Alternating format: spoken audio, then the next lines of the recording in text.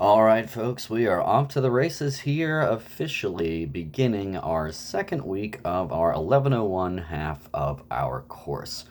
So, just to recap the first week, what you had to do was do the no show discussion forum, contributing to the article about whether or not you believe cuisine, food, is an artistic production or not, contrary to the author's thesis that it is indeed not. Some of you had that to say. Some of you agreed that no, it's not because, well, ultimately you get rid of it through your unmentionables and flushed away it goes. So we engaged with one another in the forum. I gave my 2 cents, contributed in there, engaged with some of you. That forum is now closed, and the grades have begun to get recorded. They're not all completed yet, so if you haven't received your grade for the forum, it will be coming by this week. Also coming your way this week will be your grades for the two stories, narrative essays that you had to read and respond to, those discussion questions for the George Orwell Shooting an Elephant piece and the Bonnie Smith Yackle piece, My Mother Never Worked. So those grades will be coming your way this week. For this week, your assignment is to craft your very own narrative essay, and that's going to be due by Sunday, the 25th. So, some of you have sent in rough drafts, just a handful of you. If you want to send in a rough draft, I'm happy to look at it and review it. However, I would appreciate it if you do that no later than Thursday. The reason why I cap at Thursday is because, the weekend, we all have our weekend. That's hopefully our time away from work with our family and loved ones, and I'd rather not be reading all of your rough drafts Friday and Saturday, plus the essays due the next day, Sunday as well. So don't put us in a bind there trying to compress everything to 2 days.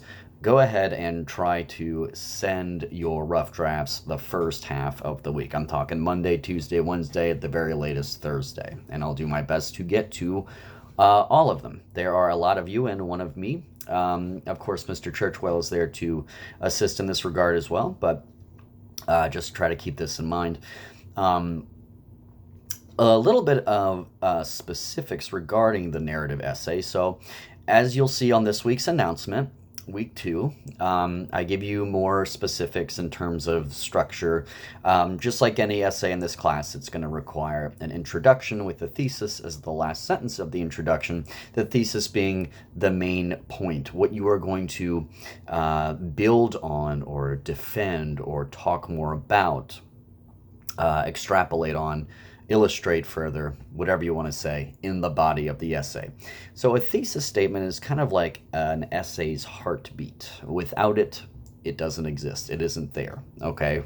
So now for a story, for a narrative account, a thesis isn't necessarily something argumentative. It's not as though you're trying to persuade someone to take a position necessarily. As far as I'm concerned, what a thesis should be for a narrative essay is it should kind of leave the reader either in a state of suspense or compel him to want to read further. And remember, with this, you are trying to pick a defining moment, a life-changing moment. You don't want to catalog, from when you were born to when you're 18 years old, okay? That's too much ground to cover. You only have 2 to 3 pages to do this. That's not enough space in which to kind of give some genealogy of your entire life. So pick that single moment, the time you broke your leg, okay, when you were 13 years old playing soccer. What did that event do for you? How did it change your world? How did it change the way you view things? Okay. So the entire essay could be, or most of the essay, say a half or so, could be you in that particular soccer game, the moment that you break your leg. We could call that perhaps the climax. And then the falling action resolution could be how you were altered by that event. Okay. You have some leeway, some license to structure things according to how you see fit. But I do want you all to try to confine your focus, constrain yourself to a moment, okay? So if you are taking that example of that soccer game in which you broke your leg, perhaps your thesis would be, you know, my teammate, Johnny, let's call him, Johnny passed the ball and I received it. I didn't see the opponent hurtling towards me though, okay? That's kind of an off-the-cuff, maybe roughshod thesis statement, but you get my point, okay? It leaves the reader in suspense. We are thinking as we read this, oh no, this opponent is coming hurtling towards you. Something's about to happen, okay? And then maybe you could, start to build on that, develop a scene in your paper itself. You should be illustrating. You should be demonstrating. You should be appealing to the senses. As a reader, I, your general audience, should hear the sounds, see the sights, taste the tastes, feel things tactilely, if we can, experience movement, kinetic movement, okay? So you don't want to, this is the kind of age-old writer's cliche, but like all cliches, there's some truth to it. Show, don't tell, okay? It's not enough to say, I broke my leg in a soccer game. Great. Anybody can break his or her leg in a soccer game in all sorts of ways. How did this particular soccer game with your particular leg break transpire? Okay? So in order to make that come to life, you need to show it. Tell the story. Okay? So always keep that in mind. Show, don't tell. And that's not going to be just the case for the narrative. When we get onto our descriptive essay, argumentative, persuasive, you always want to be going in the interest of revealing, demonstrating, and illustrating, rather than just kind of engaging in this mechanical talking at somebody. Okay. So, it's our first essay, guys. So, we are looking to build on our gutter balls, let's say, with this first essay. Mixing my metaphors there, but you know what I mean. If the first essay isn't a stellar success, it's not the end of the world, okay? There is a rubric for the grading of the essay. Essays will be turned around in 2 weeks' time. So you are going to turn yours in on by the 25th, that's Sunday. You could expect a turnaround by, I believe, the 8th would be 2 weeks from that.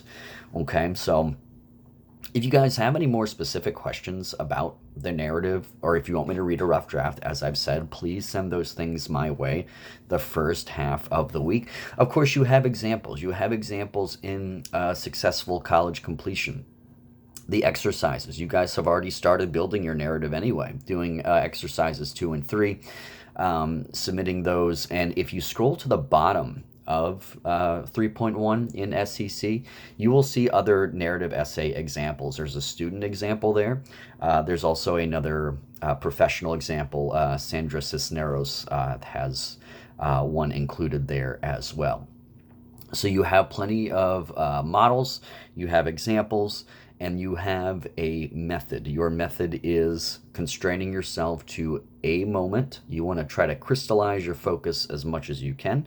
Don't go off in all corners of your life. Keep it in this one scene, ideally. Okay, this one moment. How is this moment so meaningful? Okay, to me, that's really what a narrative essay should communicate. Why a particular moment in your life was so darn meaningful. Okay, why do we want to read about it? Surely it's got to be important. Okay, so also one other feature that is enabled for this week, and you will see this intermittently throughout the progress of the course, is a feature called blogs. Okay, so we had a discussion forum. There's going to be an opportunity for you guys to blog. Okay, all the blog is, and we have our first entry available from this Monday, the 19th, through Sunday, the 25th. The blogs are just a space for you to kind of give your own sort of opinions or comments on the unit's readings. So this unit, narration, our readings have been the George Orwell piece, the Bonnie Smith Yackle piece. In the blog section, which is completely voluntary, by the way, you don't have to blog. However, if you do blog, each blog entry is going to count towards bonus points for your final research essay. So it does behoove you to contribute to the blog. Anyway, the blog is just a space in which you could, I don't know, say whether or not you like the story. Did you like George Orwell shooting an elephant? Why? Why not? Okay. Was it too matter of fact? Was it too dry? Do you think, in terms of how we've been talking about what a narrative essay is, do you think it fulfills our requirements of a successful narrative? Why or why not? Same thing with the Bonnie Smith Yackle piece, My Mother Never Worked. That one's a very different piece than the Orwell piece. Structurally, she does a lot more with dialogue exchange and things like that. So two very different examples. So these are just opportunities for you guys to just kind of sound off. Okay. Now, as it is a more kind of stripped down approach when compared to, say, the discussion forum or discussion questions, you could be a little more, relaxed. You don't have to feel as though the weight of a grade is on your back, but you should still be engaging each other in a civil, respectful, mature, courteous, adult way. Okay, so just keep that in mind. You should also try to be as error-free, grammatically speaking, as you possibly can. When you guys write things in this course, whatever it is, blog, essay, discussion forum, discussion question, it's not a text message, okay? So make sure you are, writing English as best you can. And I'm, of course, here to help you refine those skills to the best of my ability as well. So, in summary, narrative essay, due by the end of the week. I'm going to get your grades back for the forum, for the discussion questions. Blogs are now enabled as well if you want to contribute to our first blog. Each blog post will contribute to a bonus of some point total that I don't quite have figured out yet. We'll see how these go as the semester goes on. And so you have the blog opportunity there for bonus points as well. All right then, so I salute everybody to a successful completion of week 1. Here we go to our next week. I will talk to you guys next week. Have a good one. Peace.